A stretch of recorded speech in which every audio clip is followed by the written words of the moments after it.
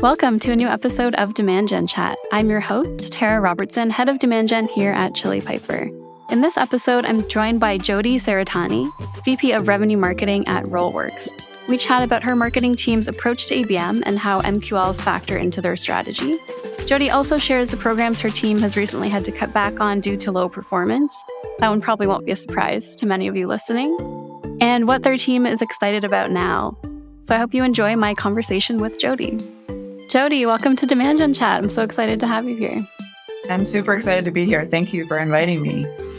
Yeah, of course. I'd love to start off with something fun. It sounds like you have something that you disagree with, maybe a hot take that you want to kind of disagree with for our audience. So I'd love to jump right into that.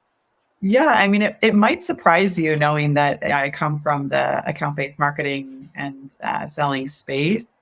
But unlike many, so-called ABM thought leaders, and even some of our account-based marketing peers or competitors at RollWorks, we really don't believe that the MQL is dead. So we're going against the grain a little bit there. We consider ourselves pragmatists and practitioners more than thought leaders, and frankly, we'll believe the MQL is dead when sales does.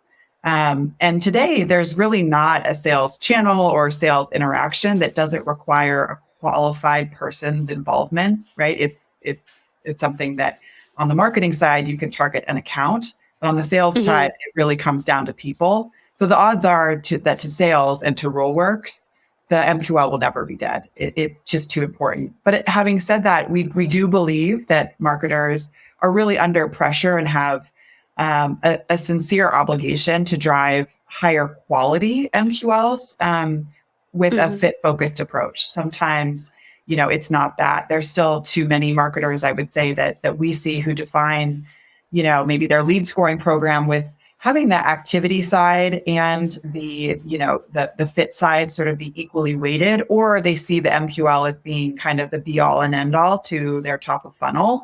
And both of those things mean that a lot of times for those companies, poor fit MQLs slip through, and that can really muddy the overall funnel and not really serve sales the way that we need to. So having said that, if fit is assumed and it is a focus of the marketing organization and of the lead scoring program, we believe there's nothing wrong with the MQL sort of in and of itself. The problem to us is a little bit more nuanced when it comes to top of funnel definition. To us, when the activity that drives an MQL is necessarily a form fill, right? And when the MQL is kind of the sole measure of top of funnel progress, that's when things become a bit trickier and unbalanced. To us, a form fill is just one action, right? That indicates interest from a prospective buyer. It's an important signal, but it's just one signal. And the reality is there are so many other interactions at the person or the account level that can be really, really valuable to sales. We know in B2B, typically only 2 to 3% of B2B site visitors actually fill out a form when they're interacting with your website. So waiting for a form fill actually has the risk of ignoring maybe 98% available buyer interactions that could indicate readiness, just like the form fill does. So we really see there's an opportunity to expand the number of signals and the categories of signals that you care about at the top of the funnel and that you're using to pass along to sales, just like you would a form filling MQL, to really expand your top of funnel and increase the number of at-bats that you're delivering to sales. There's a lot to unpack there, but I want to start with how does the RollWorks... Yeah, it's a good one. I think you're right. Coming from an ABM background, I wasn't expecting you to touch on MQLs. So I know. They're all like, it's dead, it's over, but not so fast. So I'd love to hear how your team defines an MQL and what type of leads you're passing over to sales. And then kind of the flip side of that, how do you score, if you do any account scoring as well, how does that layer on? Yeah, so on the MQL side, we have, when I say fit focused, for us, it's almost fit exclusive, right? So we use, our own tool to have a data-backed definition of our ideal customer profile and a scored, target account list. it's a larger target account list. So our overall TAM is something like 50,000 accounts. Our target account list in any period typically is about 10,000 accounts. So it's pretty big, maybe different than what folks might initially think of, where they think of it as like their top 100 accounts. And by the way, we do have top 100 accounts as well for one-to-one programming, but when we've sort of blended the scale of traditional demand generation with the precision of ABM and this approach, where our TAL is actually what we use to target across channels. And it's really powerful. In the last few years, most channels and most vendors can actually be ABMified, right? You can give them that list of 10,000 accounts and the specific members of the buying committee that you want to go after, and pay a slight premium, potentially for that level of targeting. But what the net is that every single engagement that you get from that channel and vendor fit is assumed. So for us, that's sort of like the starting point, is that we're focusing darn near exclusively on our TAL, with the exception of Google search, where you can't, focus on a TAL specifically. Every other channel that we use, we're focused on our TAL, almost exclusively. So that means that the form fills that are coming in from paid programs or partner programs are by definition members of the buying committee on our target account list. So that sort of, accelerates their likelihood to convert to an MQL. Additionally, in our scoring program, we use Marketo. In our scoring program, we accelerate.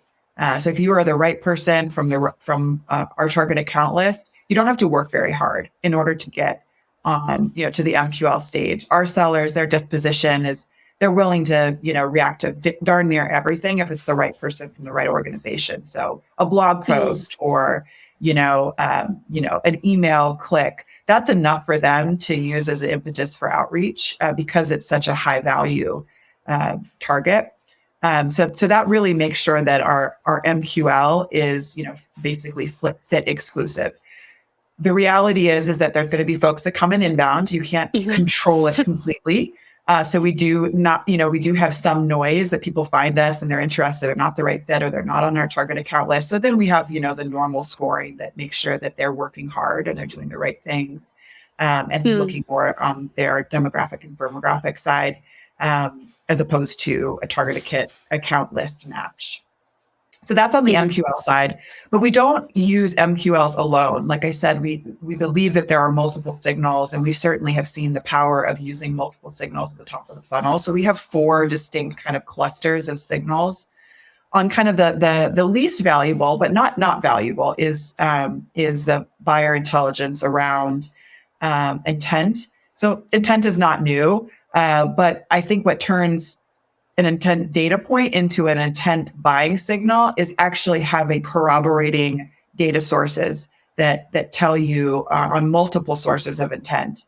So for us, we use Bobora, we use RollWorks' own keyword intent, as well as G2 intent data that says if 2 out of the 3 are telling us that now is, the time that account is consuming third-party, bottom of funnel topics or keywords, then they're ready for outreach. And that's really opened up a powerful pocket of demand for our sellers. We also have, account scoring. It's part of the RollWorks platform. But for us, we've developed a really customized model that looks across people and account level data points. And we've co-created that with our sales team, just like we did the MQL, right? That says we care about, email opens, we care about, a certain volume of ad clicks, site engagement, et cetera. So you can kind of pull in those, those anonymous engagements and really look across the whole account instead of a single individual. And we pass those MQAs along to our sales team as well.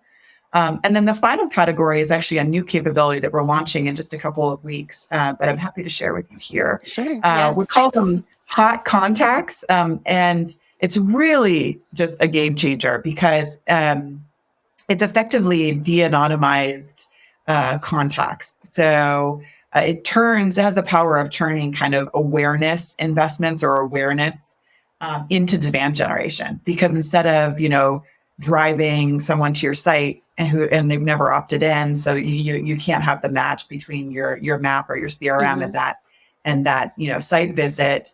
RollWorks has a really powerful de-anonymization capability. And so we're able to de-anonymize a certain percent of your site traffic. So when somebody clicks an ad or they visit a web page, even if they haven't, or I guess exclusively if they haven't ever filled out a form, we can tell you who that person is. So that's the kind of, fourth and final bucket of signals that we pass along to our sales team. And that really gives us a much, much wider understanding of buyers, true buyers that are in market that goes way beyond just a form filling MQL, but has sort of fit baked into every level. And is your sales team trialing that out right now? Or are you waiting to get your hands on it? Yeah. Yeah. You sound excited about it. So. On it early. So yeah, we've been an alpha customer for some time. And it's got a lot of power because like I said, it's invisible typically. But I think what the aha for marketers are that, for the marketer, you need the opt-in, right? It's part of the CAN-SPAM law criteria. So we're sort of like attached to the form fill because you get that opt-in. But for the sales team, they don't need an opt-in to call somebody, to send them an email, to email them. They don't need that. They just need to know who that person is, identify them, with contact information and associated account, and some provocation for outreach. So it's a different game. So if you're really aligned with sales and you deconstruct, how you think about a lead or an MQL, the form fill, again, is not necessary. So that's where Hot Contacts is kind of a revolutionary product capability that we're really excited to deliver to our customers. That's very cool. Yeah. And I'm curious, you mentioned you work with sales to define MQAs, I'm assuming MQLs as well. Have you had any challenges I'm sure you have, most of us have, over the last few months of, first of all, hitting those targets that you kind of promised as a marketing team to deliver on to sales? And have you been making any adjustments on how you're defining what you pass over? I would say that the MQA and the MQL, by definition, is not a set and forget. There are some things I'm not against it. Like there's so many cool, machine learning capabilities and AI that a lot of times you can sort of set and forget things, but not the MQA and MQL. So we're always learning and optimizing, tweaking, making sure that, for example, if we have, new SDRs coming on board and suddenly we've got, more juniors, SDRs, we probably need to work a little harder on the marketing side to drive, deeper, engagement with the product, to make those at-bats, a layup for them. Whereas if you've got experienced SDRs, they can typically do more with colder outreach. So that's something to know. So it's always a work in process. Having said that, the last few months, honestly, Tara, we're lucky because we're in the ABM space. And so a lot of people are, reconsidering and scrutinizing their investments. But account-based marketing or an account-based approach, that whole methodology is almost by definition, zero waste. So it kind of naturally is efficient. And so we've actually there's been no blip for us so far on the responsiveness that we've seen. Our email, we have noticed that there's more soft bounces, I think, because there's been, we sell to the mid-market. There's a lot of folks that have had a lot of team changes or rifts. So we have noticed that and have had to pivot outside of email being a big driver of demand. And what we have noticed that the buying committee has gotten wider. So a lot of our customers have an additional person, maybe even having the CEO or president being involved in these final decisions, which has expanded the number of days that we're talking with folks, days or weeks that we're talking with folks. So we have to, make sure that we're, really being tight with our business case, and we have to drive the urgency. They're not necessarily going to drive it from their side, which is a change. But I don't think that has changed our MQA or MQL definition. It just underscores how important it is that again, we're looking across signals, and making sure that we're not just looking at data, we're looking at sources of intelligence. And to me, that's looking at multiple data points that means something. Maybe there's a break from the norm, or there's, kind of a collection of data points that say that this is meaningful. So that's kind of been the way that we've been, I would say, offensive to what's happening in the economy, but I don't want to take total credit for it, because we are lucky in the space that we're in, that there still is a lot of interest, and it doesn't seem to be one of the categories just yet that people are holistically cutting. They seem to actually be like, I'm going to de-emphasize these other things that maybe have a little bit less precision and focus more on the motions that have more precision.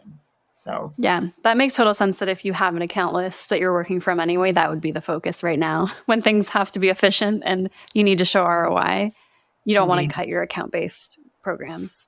Yeah, on the note of things take like longer sales cycles, selling to the executive team, sometimes CEO, obviously CFO comes up a ton lately.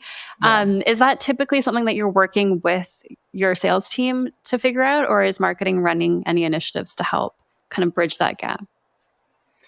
So I my background is in revenue marketing. So until October of this year, my focus was on all things impact, as particularly pipeline revenue, and because of also having customer marketing roll into the retaining and expanding revenue. But recently, in October, I now head up the whole marketing team. So definitely on the product marketing side, we're really trying to be agile as new members of the buying committee get added, knowing that ultimately you're selling to someone who's selling to someone else is right. Kind of that, what I'm saying? You're influencing the influencer. And sometimes those folks, like your CEOs, or presidents or CFOs or CMOs, you don't get a lot of FaceTime with them, typically no FaceTime with them. So you really need to make sure the assets that you're sending can translate really, really well. So the short answer is yes, we're very connected into the entire buying process. We organize our business based off of buying stage. And so there's the consideration stage, which is qualified pipeline development, and then the buying stage, which is obviously going to closed won, et cetera. So, I and a couple members of my team sit in on the buying foundation's weekly business review. So we're listening to what's happening and keeping really in tune with what we're seeing, and then making decisions about how we're investing our own time to support and make sure that the close rate remains strong, and we're kind of plowing through any barriers that are coming up.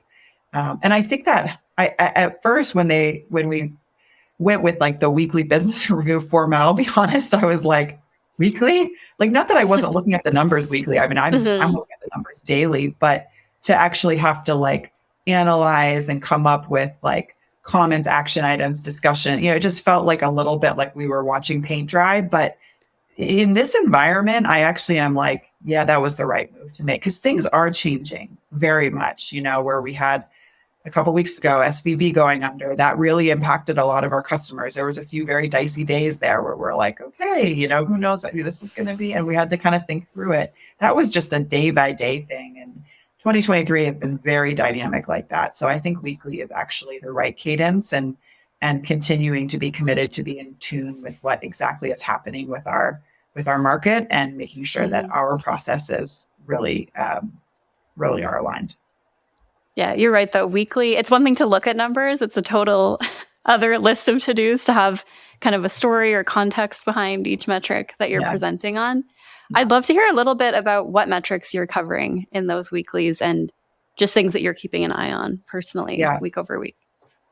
So I co-lead the Consideration Foundation as well as the Awareness Foundation. But on the Consideration Foundation, effectively, our North Star is qualified pipeline.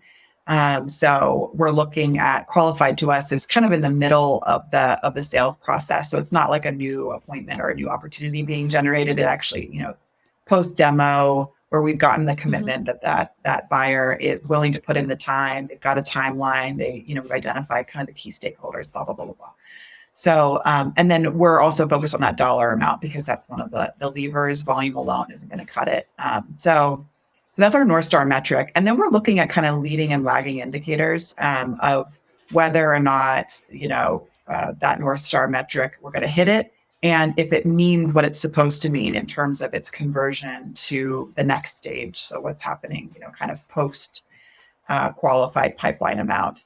So a few things that matter as kind of leading indicators. We're looking at, those 4 different buckets of signals, like how many high intent accounts are we passing over in the period relative to the target? How many MQAs are we passing over, and what's that pacing look like relative to the target? Same with hot contacts and same with, MQLs.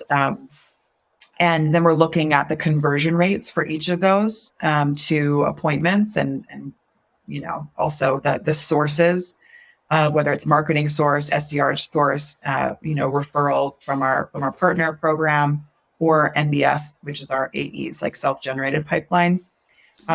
Just seeing how we're pacing against the assumptions and the targets. And that kind of gets us to, the qualified deal volume, qualified deal dollar amount, average deal size. And we're also looking at open and reply rates from the SDRs, SDR productivity, our top of funnel to appointment conversion rate.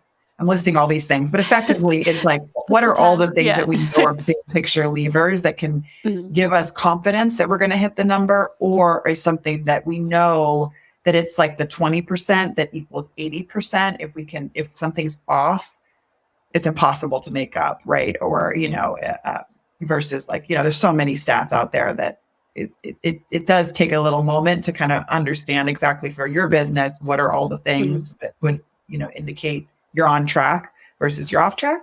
And then we're also looking at kind of the qualified to, close rate, just making sure that like, okay, that qualified pipeline really means something to the buying foundation. So it's a lot of data to look at, but it becomes very, very meaningful when you're looking at week over week trends, when you're looking at pacing, when you're looking at, all these different areas. We also have it broken out by segment and stuff like that. So it's become very, I won't say easy, but routine. And I do think that it's operationalized something that's been a little bit more a practice of mine, but it's just exposing it to the broader business because we do present it to our CEO and so he's very in tune with our part of the business. So I've come to really like it. Like I said, at first I was like, weekly is like crazy, but now I've come to really like it. I actually just had it before our call where we were able to kind of share the overall narrative, share what we were learning, share what we were doing about it.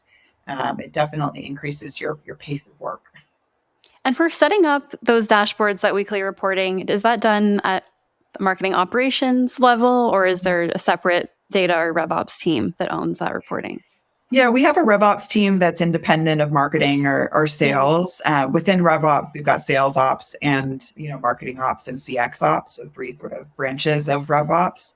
So they own the actual creating of the dashboard and the pulling of the numbers. The analysis is done by the SDR leader and myself.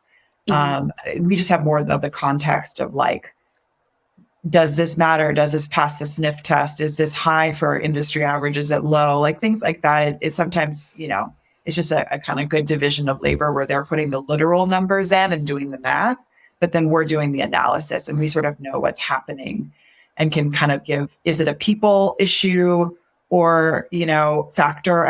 Not always a bad thing, but like if it's a people factor, is it a process factor? Is it a system factor? We know those things sort of intuitively, as well as know kind of what's normal, having been in these types of roles for a long, long time. So the analysis they're not doing, but the numbers and the dashboard setup and the updating of the numbers is the RevOps org in our business.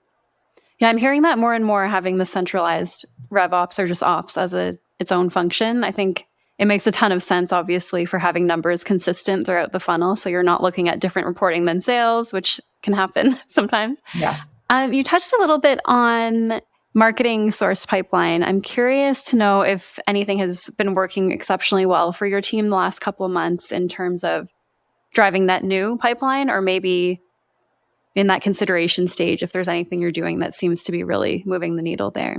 Yeah, I mean, honestly, it's not very sexy to say, but we're a little bit back to basics right now. Like I think that there's sort of been, I would say that as a marketing leader, in a high growth environment, I've learned that you always have to have a certain percentage of your team's time and your dollars invested in things that are new. So, because you always are going to hit a point of diminishing return on a lot of the channels, partners, vendors that you're working with. You need to be testing. And I'll be honest, in our business and in B2B marketing, things change so quickly that if you're 6 months, behind and you're not kind of at the tip of the spear, you quickly become archaic and things go sideways. But these days, it's a little bit different in terms of our disposition, where we are kind of going back to the basics, and we're really focused on the data and buyer intelligence, like I said, that we have.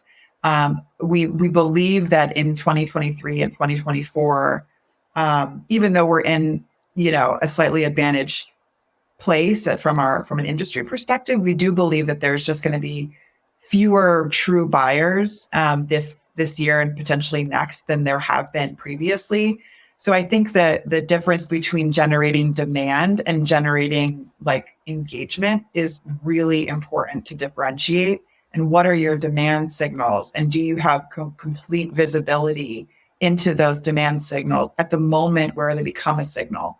So we're focused very much on the automated, orchestrated programs that react to a change in state, a change in buying stage or state that says, hey, they've reached a critical threshold, because we know that if they are a buyer and they are doing things that are bottom of funnel, whether that's on our first party properties or third party properties, that we only have so much time to sort of reach them and meet them at that point in their journey before they make a decision. And that could be that they make a decision to go with a competitor. So we're very focused on having our data house and our buying intelligence house, I guess, in order, and really thoughtfully organizing our programming so that we react to that more or less in real time and launch a relevant offer in a relevant channel for that prospective customer. So I know it's not terribly sexy, but I think it really is real, and the tools exist now to make all that come to life. I think that for as long as I've been in marketing, there's been the thing of right person or right account, right message, right time. Mm-hmm. But the plumbing hasn't always been available to make all of these tools and technologies talk to each other and really kind of understand, all the different data points. I think we don't talk about it a lot in marketing, but the reality is that our central nervous system is often the marketing automation platform. But if you're truly, thinking from a outside in perspective, there's all these other data points that are happening where people are consuming information about you or your competition or your category and or interacting with other parts of the business, like on the sales side. And because the map is just only has it has blinders on some of those things, like, are they opening sales emails? Are they replying to sales emails? Are they comparing you to competitor on G2? Like all these different things that they often live in disparate places, or they're limited to a single contact and not tied up to the account, or vice versa. Mm-hmm. Those things have huge implications for a 360 understanding of your buyer pool. And so I guess, long story short, we're just making sure that information is complete. It's deep, it's wide, it's accurate. Because with that in mind, all the other tools are out there to launch the right campaign at the right moment. As long as you've got the insight there, as long as you've got the intelligence there. Yeah, I think a lot of teams, like you said, we've been talking about right person, right content, right time for years and years, but it's finally coming to that place where we can actually get in front of those people. So that's exciting as a marketer. I think you also mentioned diminishing returns. I'm a huge believer that, especially in B2B, we can't all just be doing the same thing because it won't work. We've seen that with things like everyone using the same subject lines for outreach emails, and now they're all the same, so they stop to Yeah. work. Do you have a set amount of, maybe it's a team or a budget that you allocate to those tests, or is it kind of fluid right now and you just figure out where you should move things around? Yeah, it differs every period. So we plan typically in the half, first half, second half. And what I'll, do based off of sort of the strategy of the business and how we're sort of thinking about things, as well as, and other factors like total budget, da da da da. I'll put together kind of a frame of reference for my demand gen leader, who will use that as sort of a guiding principle, and a certain percent should be certain percent should be tried and proven. So as a matter of practice, knowing nothing else, I would always say at least 20% is your test versus your tried and proven. And it could be might be a new partner, it might be a new vendor in the same channel, or it might be an entirely new channel, altogether. So it can vary. Right now, because of what's happening in the economy and just being a bit more conservative, our test is only about 10%, which I would say I've never had that direction for the team, but we're kind of in unprecedented times where we're just doubling down on using what we know to be effective to reach people at the right time, assuming that the data is there. But generally, it's a little bit healthier. I would say in a younger company, or if you're going after a new market, you got a new product, definitely higher, because you're. When I joined RollWorks, we're only a 5-year-old company. So I joined about 3.5 years ago, early stages of revenue generation for us. And it was probably 50-50 at that point, because it was like, we didn't know, we're just testing all these different things. Yeah. But over time, we're starting to know what's tried and proven. We've got definitely our kind of bread and butter partnerships or vendors, channels that we know our audience hangs out in, and we can reach them cost effectively. So it's changed over time, but right now it's 90-10 rule of thumb. Typically, for SaaS companies, 80-20, but some cases, depending on how old your business is or how established your product line is, et cetera, it might be higher. That makes a lot of sense as guidance. I mean, everyone's business is different, like you said, but you have to have some kind of guidelines. Other than bringing that testing budget down to around 10%, is there anything else you've had to either cut or pause, just again, because things are so uncertain right now and you just want to double down on what's working? Yeah, I mean, I think our budget and our ROI will always be a factor, always be scrutinized, right? And that I think is something you just accept if you're in these types of roles, that you have an obligation to the business to return that investment. So, we'll always be keeping an eye on where we're seeing, a positive ROI and where we're not. Having said that, like there's one, I guess, category that we've noticed hasn't had their return. And that is large conferences. So we just haven't seen that come back online for our audience.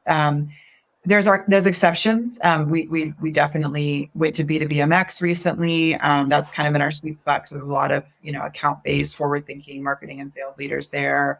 We also have a very large partnership with HubSpot. So we'll be going big again at HubSpot Inbound this year. That was definitely an exceptional event for us. But I would say we've pulled back pretty heavily on large conferences. And instead, when it comes to in-person activations, we're focused more on, smaller bespoke dinners and those types of engagements. That seems to just fit the appetite of what people are willing to do.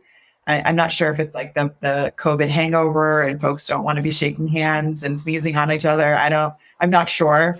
But we just haven't seen, the vendors will say, or the partners will say, we've got great reg, but the drop off is pretty extreme. We have people don't show up. And and the overall engagement at the conference relative to the investment that we're making, it just hasn't been there. It's just so expensive, right? You send people, like at Inbound, we sent, 25 people, it was a massive investment from a time and a budget perspective. That one ended up working, but a lot of the other ones, not so much. So I would say that's the one area that we have cut pretty materially this year. And we're just kind of watching it to see how the market changes and if people do want to go back to these larger conferences in our space.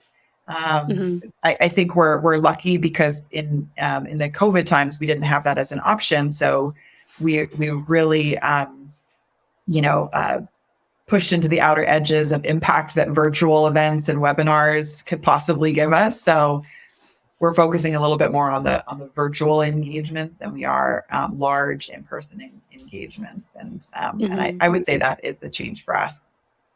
And are you struggling with getting people to attend those virtual events as well? Because that's something I've heard anecdotally is people don't want to attend either type of event now. People are just burnt out in general. So curious how that's going. We get 50% drop off. But what we found in terms of unlocking demand is that the attendance isn't actually required to make it a sales opportunity for us. So we've identified there's a couple of different sort of plays that we could use within that investment that unlocks the demand, regardless of whether or not they actually show up. So the two things I'll mention is on the virtual event side, using gifting as a strategy and having SDRs, reach out pre-event and buy a qualified prospect lunch virtually, right? Because I'm a DoorDash, so that as they're on the computer consuming the content, they can eat. Even if they don't go, they can still use it and they appreciate the gesture.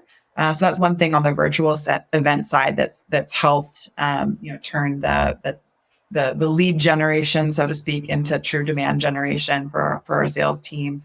And on the webinar side, we've noticed that even though webinars are often 30 minutes plus, there isn't the appetite to sit through a 30-minute webinar. I don't care who you are. Maybe some of the super big names or analysts or something that it's different, but for the most of us who are just regular old practitioners, maybe not.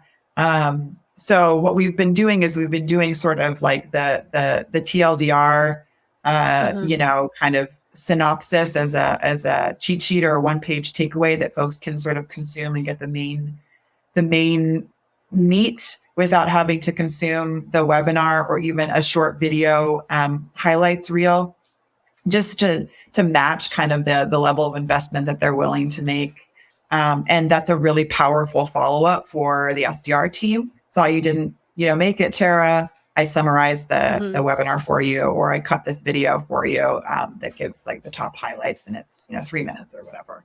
So those things have allowed us to continue to bear fruit from maybe a slightly exhausted channel. So it's not what you think, but we still invest in them. We still get a lot of demand from them. We just kind of are a little bit more, clever, I guess, or different in the way that we use those engagements. Mm-hmm.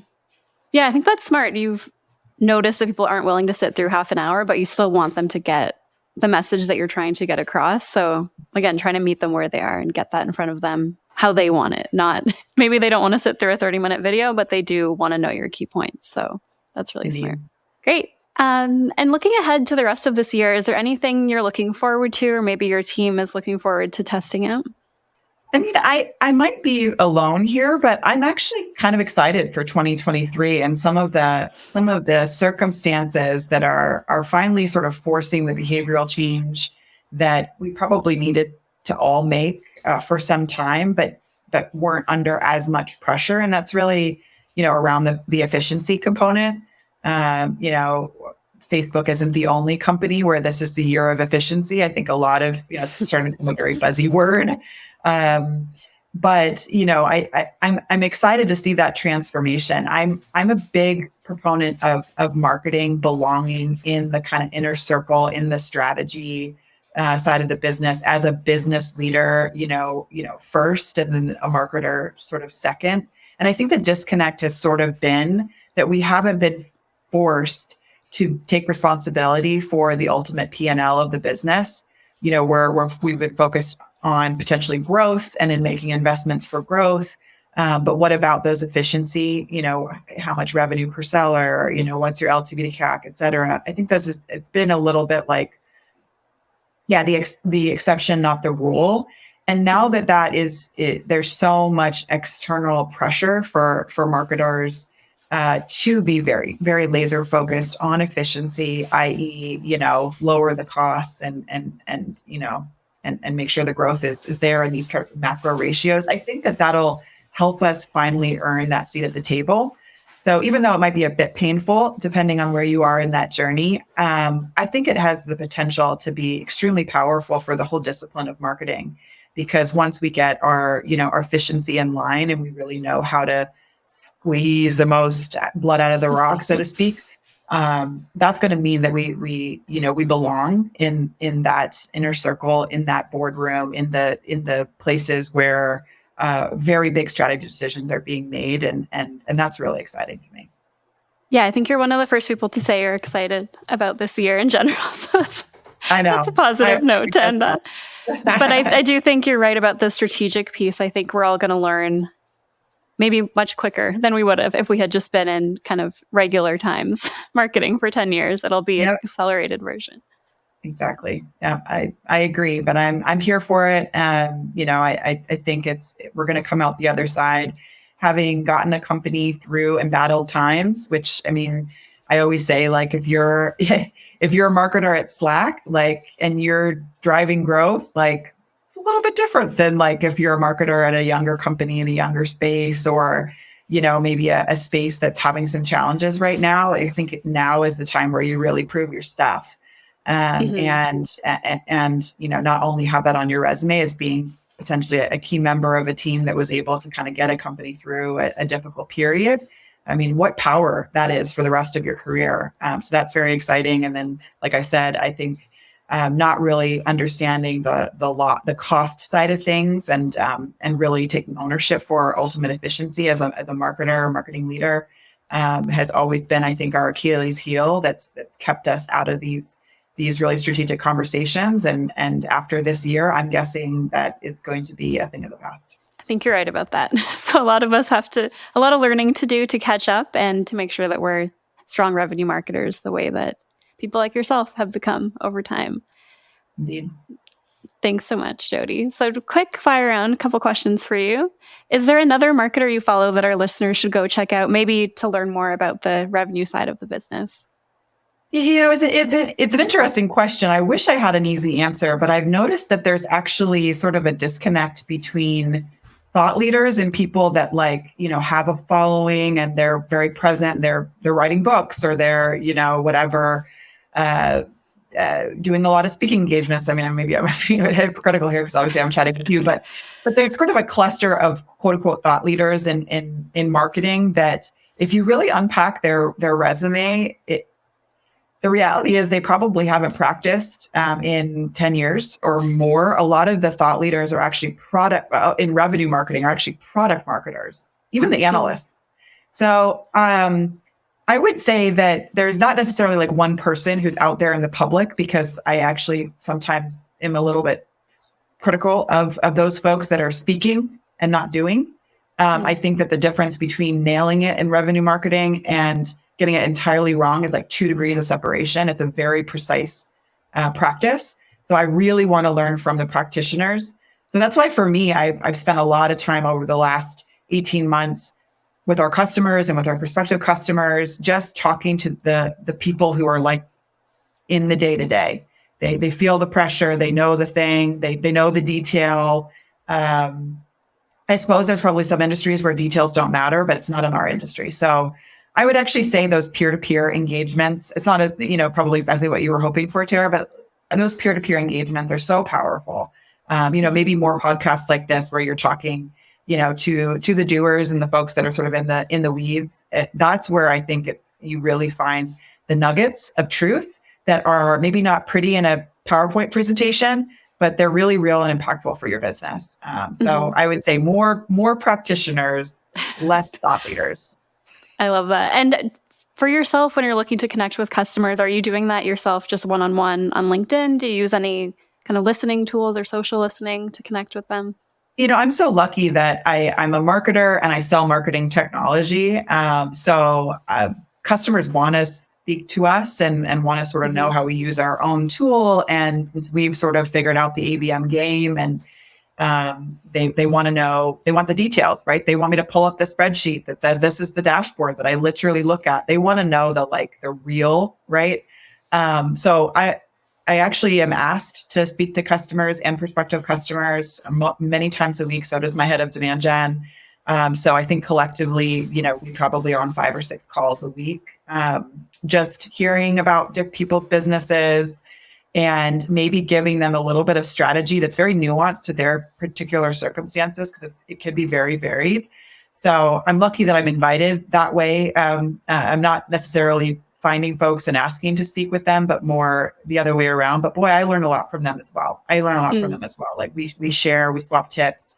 I love talking to other practitioners in the space, because like I said, like it's like these, my marketing isn't like, it isn't one thing. It's like it's a 1,000 micro moments that you're building for your customer. And so I want to know what those moments are. Exactly. How did you do this? You know what I mean? What were the tools? What was the process? What was the signal? I want to know the details because it is so specific. And like I said, I think you can get it wrong by making, just slightly imprecise decisions on how you're setting things up.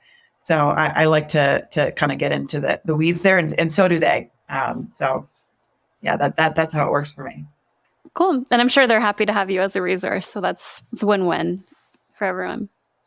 I hope so. But I probably, like they say, that the student often teaches the teacher. And I think that's definitely true for our customers. Great. And is there an under the radar, could be a channel or maybe a tactic that your team is really loving right now? I mean, I kind of said it earlier, but that hot contacts thing, I mean, it's such a game changer, because I think the reason why it's so powerful is that every investment that you're making today, it's just illuminating more of the demand impact that you're already investing. So it doesn't require additional investment. Like, it's not a new channel that you then need to like test and see how you get engagement and it costs money or whatever. Like hot contacts, like our customers can just start de-anonymizing their site traffic. And then suddenly that whole like fluffy awareness bucket that a lot of revenue marketers are like, oh, that's, whatever, that's awareness. I don't care. Suddenly becomes a demand channel for you, like overnight. And I think it's been super powerful for us as we've been able to play with the alpha version of the product, where we're able to generate hundreds more leads effectively every month, not doing anything differently, just having the sort of the insight to see, and then making sure that all those are through data workflow going to sales and they're following up. So it is not really a channel, so to speak, but I guess it's a data source or an intelligence source that has been opening up a lot of demand for us with no more work and no more money. Which, who doesn't love that right now? Yeah, I'd love to read more about that when you get some time to put some resources together, because I think you're right. A lot of us, especially on the demand gen side, dismiss these awareness metrics as kind of fluff or things that we don't really want to report back. And who cares about advertising engagement or, site traffic when only a microscopic portion of those, people are the right fit? But proof, if you know that they are the right fit and you know exactly who they are and you can make that match and pass it to sales, it's a beautiful thing. So I think it's going to be a real game changer. Frankly, at just a moment where we are so delighted to support our customers and prospective customers, hopefully in, just getting more from the investments that they're currently making and sort of support that journey to an efficient program. This is a lever that they can pull. So it's kind of under the radar, but just a few short weeks, it'll be out in public, and I'm pumped. Great. And lastly, Jodi, where can we go to find out more about you or maybe give you a follow somewhere? Well, I'm not really fancy enough to have a following or a place to follow me, but I will say that my point of views often show up in the RollWorks content, because we take that practitioner side so seriously. Oftentimes I'm a sniff test or sort of a guiding light to some of the things that we're putting out as our own version of practical thought leadership, I'll say. So definitely RollWorks blog is a great place to find me, I get personally, whether I'm writing or, kind of in spirit as I'm influencing the content team and what they're putting out. Great. And we'll obviously include those links in the show notes for anyone looking to check that out. I think, like you said, hearing from practitioners is really what a lot of us are looking for right now versus some of the fluff that we're maybe seeing on other channels. So definitely sounds like there's some insights there. Yeah. Thank you so much, Jodi, for your time. It's just been a pleasure. And thanks everybody for listening. We'll be back in a couple weeks with a brand new episode. Thanks for listening to Demand Gen Chat. Demand Gen Chat is a Chili Piper podcast, hosted by Tara Robertson and produced by me, Nola McCoy. If you're enjoying the podcast, please leave us a 5-star rating on Apple, Spotify, or wherever you listen to your podcasts. It only takes 5 seconds and helps other marketers like you discover Demand Gen Chat. Also, if you'd like to have a question answered in a future episode, you can connect with Tara Robertson on LinkedIn. Send her a DM with your question and it could be answered on a future episode. Finally, if you've gotten this far and are wondering what Chili Piper even is, Chili Piper helps B2B marketers book more qualified meetings for their sales teams. You can't afford to leave opportunities on the table, so let your leads self-qualify and schedule a time with the right rep instantly. And that's just one of the many revenue-impacting things that Chili Piper does. Visit chilipiper.com to learn more. And thanks again for listening. We'll see you on the next episode of Demand Gen Chat.